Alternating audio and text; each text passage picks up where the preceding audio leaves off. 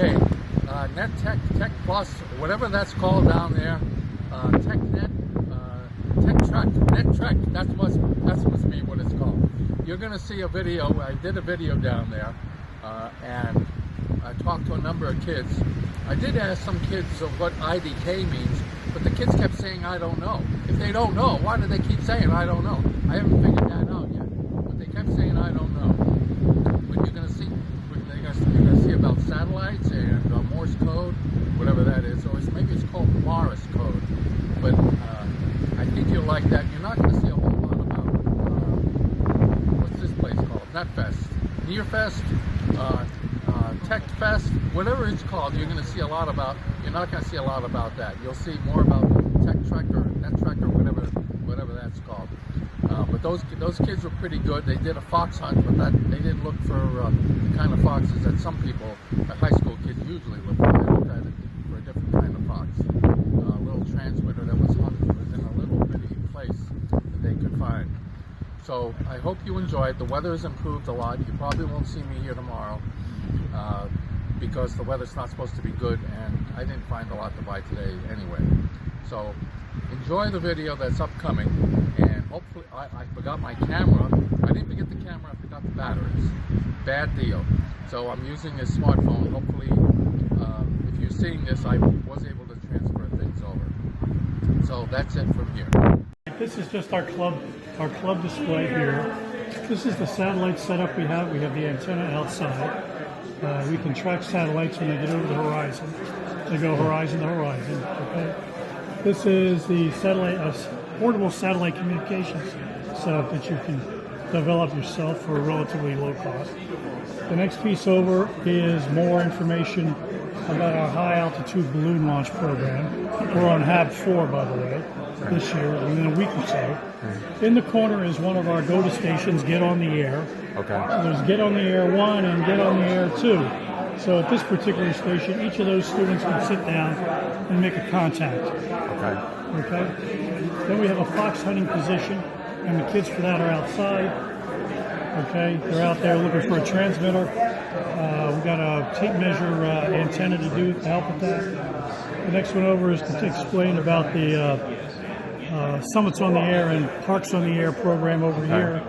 The next one over there is kit building in Raspberry Pi. It's just a quick and dirty taking a look at some of the stuff, the basic things you need. And there's some videos over there that shows how you assemble the kits. The next one after that is mobile HF. If you want to hook up your car, so you can do mobile HF. And some of the things you need to do there. And then further down is the digital communications of New England group. They're trying to set up. They set up 86 separate stations. Okay, and what is all of this right here? This here is the kit build setup. We have anyone, whatever, Steve, kits here. Who's going to build the kit? Who's going to build these kits? Well, if they want to, the kids can, but I don't know if they're going to have enough time. Okay. We did this at Deerfield, or not Deer, Boxborough, I'm sorry, Boxborough, and we did 40 kits in 2 days. So it takes about an hour to put it together, but it's a Morse trainer type of thing where you can practice. And your name is, let me get I got that right there. What is your name and call? My name's Jamie, and my call sign's AC1DC. And what are you doing with these kids from high school? So, part of the National Area Radio Society, and we're out doing a transmitter hunt. And Ian here has our tape measure Yagi, and just found the fox. And what is a fox? I know high school kids may think of it a little bit differently. Yeah, so we call it, actually we don't have the transmitter with us, but the little transmitter that we hide sends out a little signal on a frequency, and that's what we call the fox. And who found the fox? Ian did, didn't he? And how did? Was it you? Yeah, it was near the transmitter. Okay. How did you do it? So we found the general vicinity of where it was, and after that we just kind of looked wherever we, thought it might be hiding. And I noticed that there was a little plastic tube in the tree. In the tree? Yeah. It was in the tree. Yeah, it was in So the tree. how high up was it?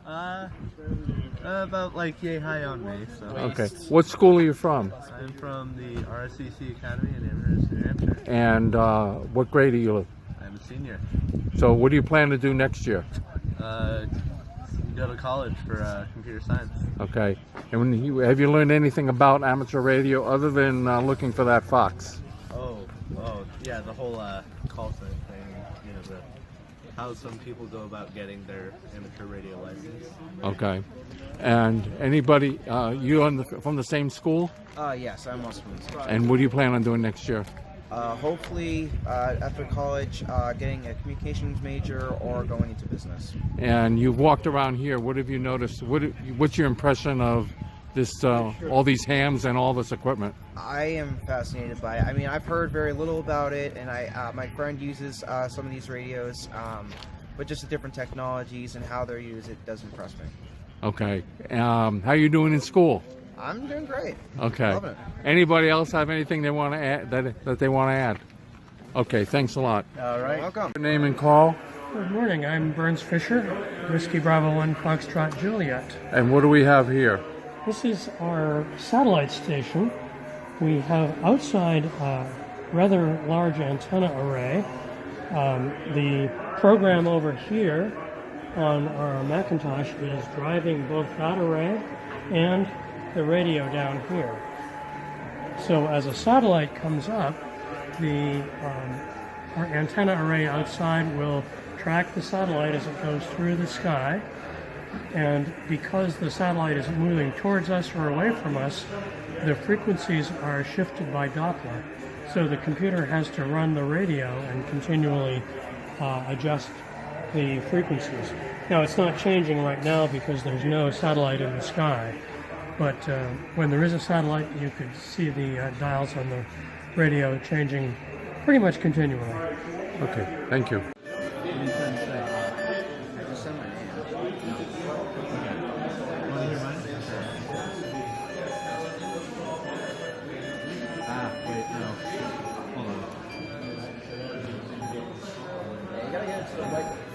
It's a lot easier to do with this.